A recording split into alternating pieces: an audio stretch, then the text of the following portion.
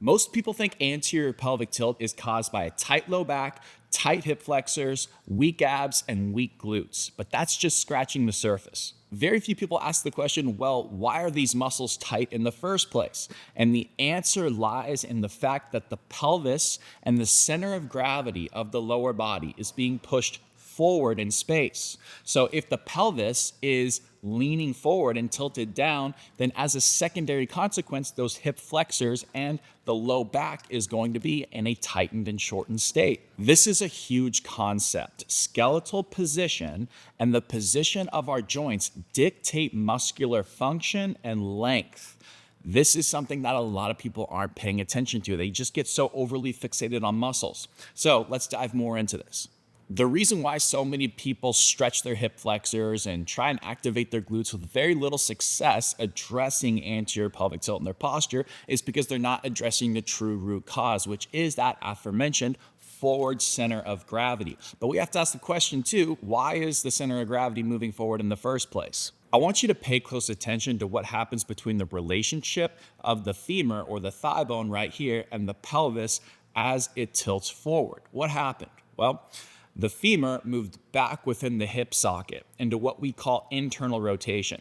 Now, internal rotation of the femurs can happen one of two ways. The first way is that the pelvis stays relatively neutral and it rotates in like that. The other way is that the pelvis can just dump forward and you accomplish the same thing, but this movement is through the low back pushing forward rather than the femur genuinely accessing internal rotation, and usually the internal rotation muscle is doing that job. This is the difference between accessing genuine motion and rotation of the hips versus orienting the pelvis in a certain position to achieve that same motion and outcome, but this is oftentimes, not always, but oftentimes a compensation. On that same note, if we're missing the ability to extend our hip, imagine like you're sitting in a chair and you're standing up and your leg comes underneath you. That is extension of the hip. If we don't have full extension of the hip, then we're going to just substitute low back arching and extension of the back for a lack of full hip extension.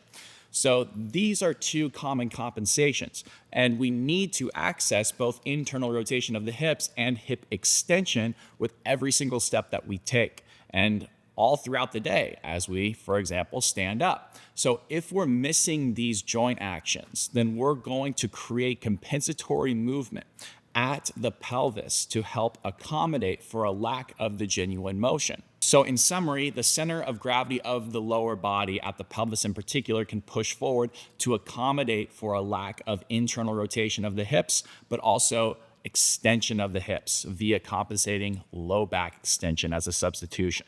Now, this isn't just an isolated problem at the pelvis. This is going to affect the rest of the body. If my pelvis tilts forward, you can see what happens to my upper body.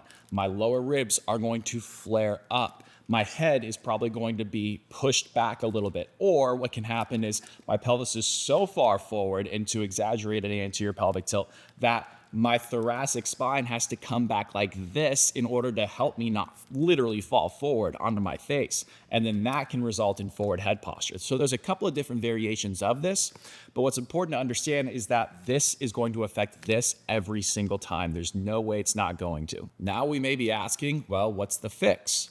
To give you an idea, what we need to do is restore the center of gravity back relatively onto the heels and rear foot.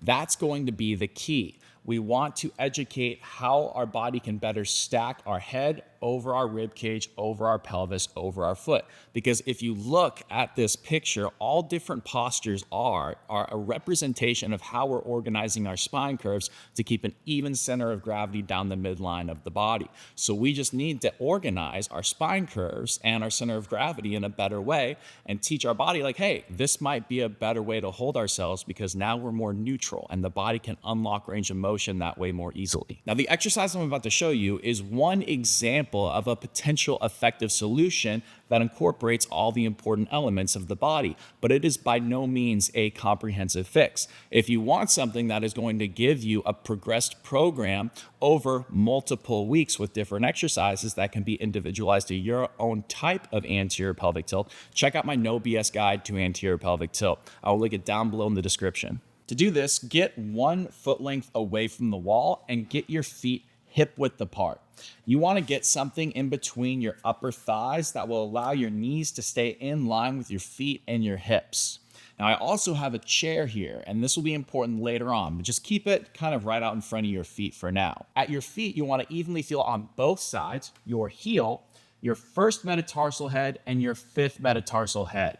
Keep that even between both sides. Now, all you want to do is keeping your back pretty relaxed against the wall to start.